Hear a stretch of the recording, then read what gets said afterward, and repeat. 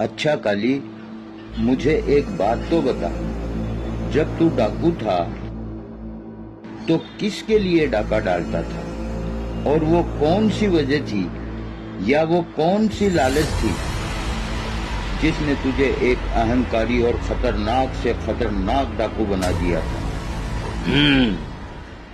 बता तू, गजब सवाल किए हो काका।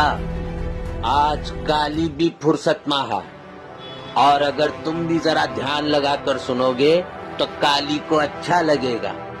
ई जगत में कोनो ससुरा डाकू बनना पसंद नहीं करत है, मगर ई जगत ही किसी को डाकू तो किसी को साहूकार बना देता है। फिर जो जितना खतरनाक डाकू बनकर ई जगत में दिखाई देता है, उके पीछे भी जगत के वो खतरनाक मगर छुपे हुए लालची डकैत होता है, जो दिखावे के डाकुओं की आड़ में अपनी लालच की पूर्ति करत है। क्योंकि उनके इस्तेमाल कर कर फेंक देने और इनकार करने की बुद्धि बड़ी तेज होता है। अब एक तरफ छुपे हुए सफेद पोश डाकुओं की लालच और अहंकार, तो दूसरी जानिब भोले भाले मासूम गरीबों की चीखो पुकार और उनका दर्द।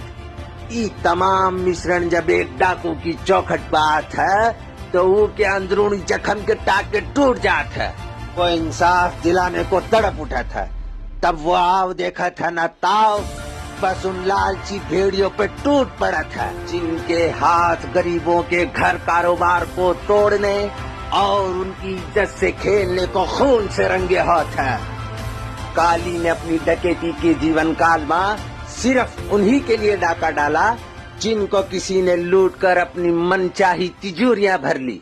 तो काली ने भी उन्हीं तिजोरियों को लूटकर अपने और अपने जानवरों के गुजारे जितना माल रखकर बाकी का सारा माल उन्हीं को बांट दिया जिसके जो हकदार थे। इसके अलावा काली ने कभी किसी नारी की इज्जत पर आंच नहीं आने दी, ना ही किसी गरीब को भूख से मरने दिया।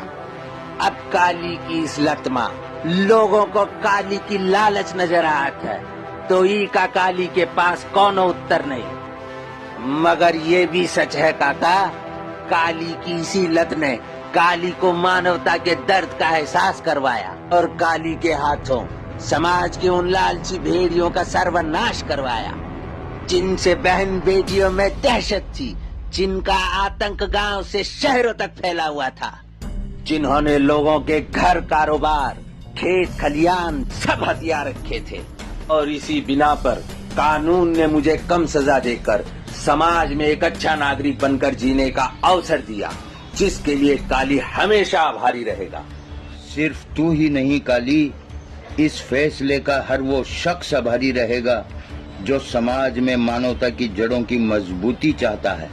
क्योंकि जिस विद्वान जज ने तेरा ये फैसला लिखा है, इस फैसले में समाज के तमाम नागरिकों को, सरकारी और गैर सरकारी कर्मचारियों को और उन चंडाल चौकड़ियों को ये हिदायत भी दी गई है कि वह मानवता की भलाई को, शोषितों और वंचितों की भलाई को अपना अव्वल फरीजा समझते हुए कर्तव्यों का निर्वाह करें, जिससे समाज, कस्बा, जिला और देश मजबूत बने, तरक्की करे।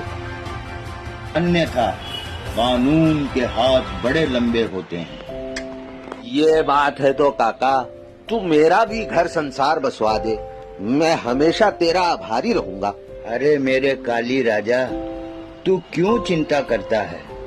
कल ही तेरा ये काका अपनी कार्रवाई में लग जाएगा और तू तेरी शादी की बस तैयारी कर। 3 महीने में तेरी शादी न करवा दूं तो कहना। क्या बात है मेरे काका की। चले फिर तू भी सुन ले काका, काली मंडप के सामने उतरेगा और अपने काका के कांधे पर बैठकर मंडप में प्रवेश करेगा। बता कैसी रही काका? लाजवाब, बेहतरीन। तो फिर चलो।